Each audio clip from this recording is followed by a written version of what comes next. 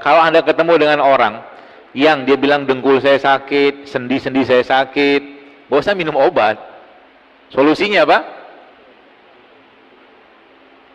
Solusinya ini. Solusinya diagram ini. Turuni berat badan.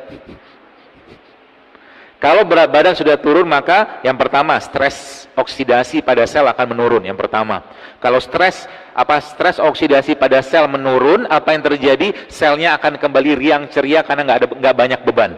Yang pertama. Yang kedua apa? Body fat dia pasti akan turun. Yang ketiga apa? Dia akan melaksanakan lebih dominan lagi proses secara terprogram apoptosis tadi itu loh. Yang keempat apa? Dia punya insulin, growth hormone segala macam, itu akan kembali di resetting sama tubuh. Yang kelima apa? Insulin sensitivitasnya akan meningkat. Artinya apa? Metabolisme gula dia akan naik. Yang kelima apa? Anabolic hormone dia akan meningkat atau hormon pembangunnya akan meningkat. Kemudian hormon-hormon sifatnya meradang-meradang itu dikurangi sama tubuh. Yang keenam, ya 7, 8 seterusnya banyak sekali, itu salah satunya adalah proses autofagi.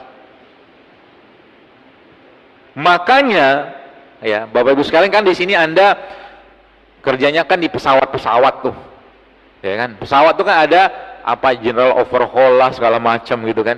Rawatan tahunan lah, bulanan, macam-macam lah, saya nggak paham. Manusia itu juga sama. Ya. Perawatan tahunannya namanya puasa Ramadan.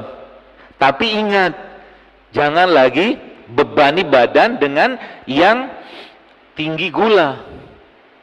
Karena dia justru malah kebalikan dari sini kan itu masuk. Coba Anda bayangkan, waktu Ramadan itu, katakanlah waktu seorang itu buka puasa, kalau dia makan, misalkan dia makan produk makanan yang tinggi gula, tinggi lemak, tinggi minyak, tubuhnya nggak bisa melaksanakan fungsi itu dengan baik. Maka sebenarnya, saya kadang-kadang mencoba mengguyonkan lah gitu kan. Bahasanya sebenarnya kalau kita lihat breakfast, fast itu kan puasa, sarapan itu kan breakfast kan gitu.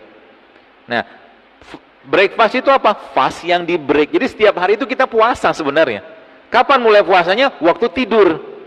Supaya dia lebih lama ini dapat, ya, hormonnya diperbaiki, autofagi ditingkatkan, apoptosis ditingkatkan, maka lamain puasanya. Artinya apa? Nabi kita alaihi salatu wassalam mengajarkan, secara umum Nabi itu ba'da isya tidur. Ya, di luar ada yang shift mungkin. Ya, secara umum Rasulullah tuh habis isya tidur. Kalau habis isya sekarang katakanlah jam 8, maka kalau jam 8 dia tidur sampai malam harus bangun. Tuh sayang kalau nggak bangun, karena ada growth hormone yang muncul di malam hari. Ya, nanti dia pagi sampai jam 8 lagi kan. Kalau jam 8 ke jam 8 sudah 12 jam. 12 jam kalau itu kita dapatkan atau kita kerjakan, tubuh sudah mulai bakar lemak. Tapi jangan kacauin lagi. Maka pagi-pagi itu Bapak sekalian, kalau kita lihat bahasa Nabi kita alaihi salatu wasallam, Nabi mengatakan bahwa berbuka itu menggunakan apa? Kurma. Tiap hari kan kita puasa. Maka waktu pagi adalah waktu yang paling tepat untuk makan apa? Makan buah. Gitu.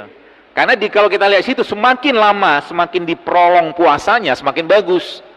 Terutama dengan orang-orang yang kelebihan berat badan. Tapi kalau katakanlah badannya sudah stabil, ya maintain saja katakanlah dengan protein sama karbo yang sehat. Ya begitu ceritanya. Ya. Jadi semakin lama katakanlah, jadi kita mau bakar lemak tadi tuh lama ini tuh puasanya.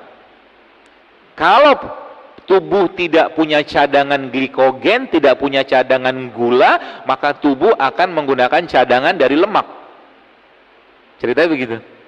Ya, kalau lemak sudah dipakai sebagai cadangan, maka seluruh sistem kita pelan-pelan akan diperbaiki sama dia. Gitu.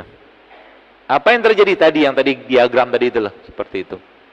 Jadi makanya dalam Islam ada servis tahunan, namanya puasa Ramadan.